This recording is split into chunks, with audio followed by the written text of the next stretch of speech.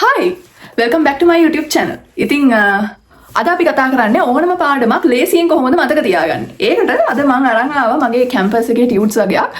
මම ඒ වගේ එක්සැම්පල්ස් අරගෙන ඔයාලට කියලා දෙන්නම් මම කොහොමද පර්සනලි ඕනම දෙයක් ලේසියෙන් මතක තියාගන්නේ. ඒක ඕනම බැරෑරුම් දෙයක් කොහොමද අපි ලේසි විදිහකට හරවගෙන ඒක මතක තියාගන්න ලේසි විදිහට හදාගන්නේ කියලා. ඉතින් වැඩි කතා නැතුව අපි යන් වීඩියෝකට.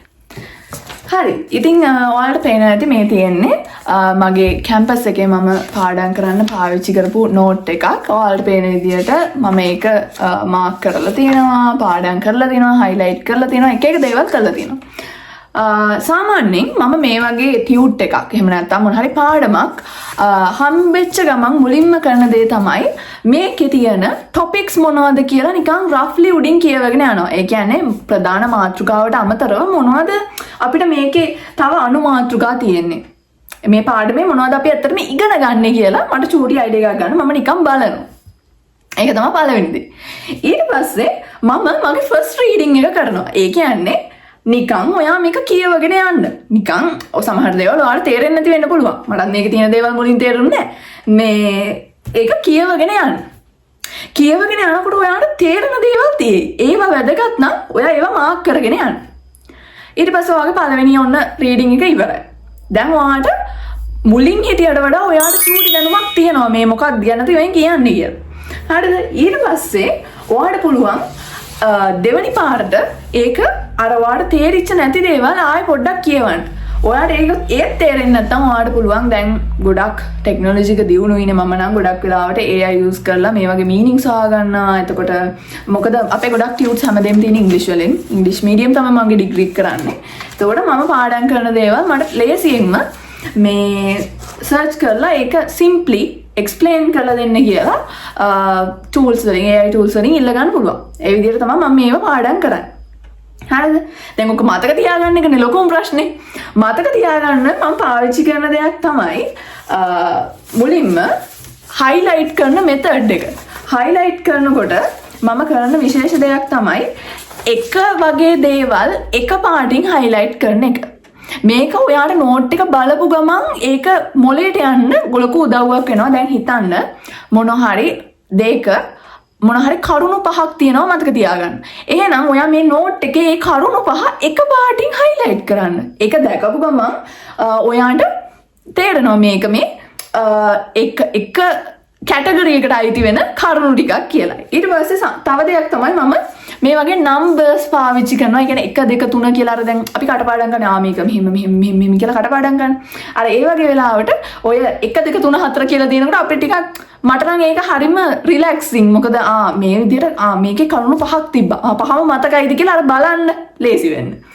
ඊට පස්සේ මම කරන තව දෙයක් තමයි ස්ටිකි නෝට්ස් පාවිච්චි කරන එක. ඒ කියන්නේ දැන් ඔයා පාඩම් කරගෙන යනකොට ඔයාට මොන හරි මේ නෝට් එක ඇතුලේ තියෙන මොන හරි ටයිප්ස් 4ක් මොන හරි වර්ග 4ක් ප්‍රභේද මොන හරි දෙයක් හම්බ වෙනවා. හැබැයි ඒක මේ ටියුට් එක අස්සේ තියෙන මේ මෙහෙන් අස්සේ මුල්ලෙන්. එහෙනම් ඔයාට පුළුවන් ඒක මෙන්න මේ විදිහට 1 2 3 4 5 කියලා දාලා මේ ලියලා තියාගන්න. එතකොට අර බලපු ගමන් තේරෙනවනේ මේ මොනවද තියෙන්නේ කියලා. අන්න එහෙම. හරිද?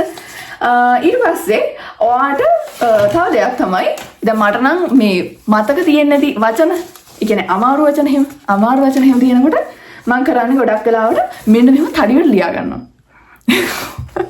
ඔව් තඩිවල ලියා ගන්නවා කියන්නේ ලොකුට ලියා ගන්නවා.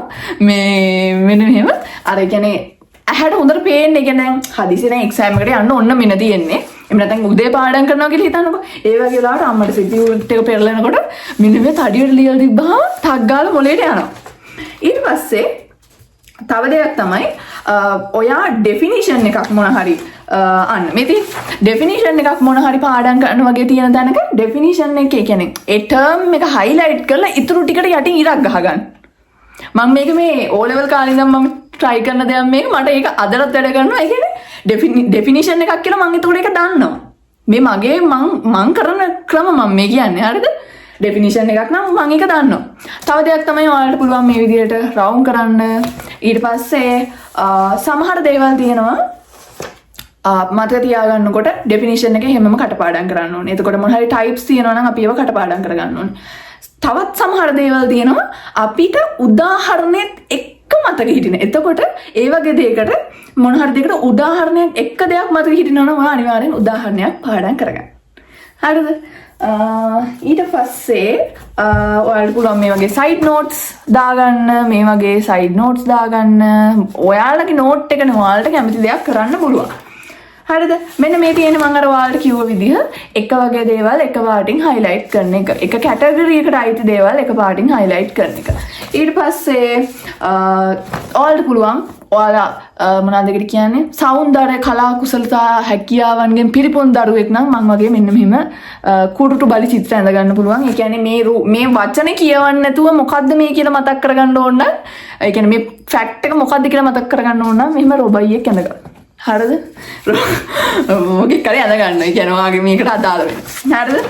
අනේ වගේ මම ඇඳගත්ත චිත්‍ර තව මගේ කලා කුසලතා තව තියෙනවා මම එක එක දේවල් ඇඳගත්ත ඒවා. අර ඒ වගේ ඔයාලට පුළුවන් නිකන් පොඩි කුටු බලියක් ඇඳ ගන්නවා. ඔයාලා දන්නේ මොකද්ද කියලා. මේ ඕන කුණු හරපයක් ඇඳ ගන්න. ප්‍රශ්නයක් නැහැ. හරිද? ඊට පස්සේ ඔයාලට දැන් පාඩම් කරගෙන යනකොට දැන් ඔයාලට නිකන් රිවයිස් කරගෙන ගමන් කියන්නකෝ. ඔයා දැන් පාඩම් කියලා දෙනවා. තව කාට හරි උගන්වනවා වගේ ඔන්න පාඩම් කරනවා. ඒ වගේ වෙලාවට ඔයාට මොන හරි දෙයක්, ඒ කියන්නේ මොන හරි දෙයක් මේකට අදාළ මේකට අදාළ මේක කියලා ඔයාලට දැන් තව කෙනෙක්ට කියන්න මතක් කරගන්න ඕන වගේ නම් ඒකේ හින්ට් එකක් පොඩි වචන කෑල්ලක් හරි හින්ට් එකක් හරි මෙන්න මේ විදිහට ලියලා ඊතලයක් ගහලා තියාගන්න. මේකට අදාළ කෑල්ල ඔයා කියන්න ඕනේ හැබැයි. ඒ විදිහට. හරිද?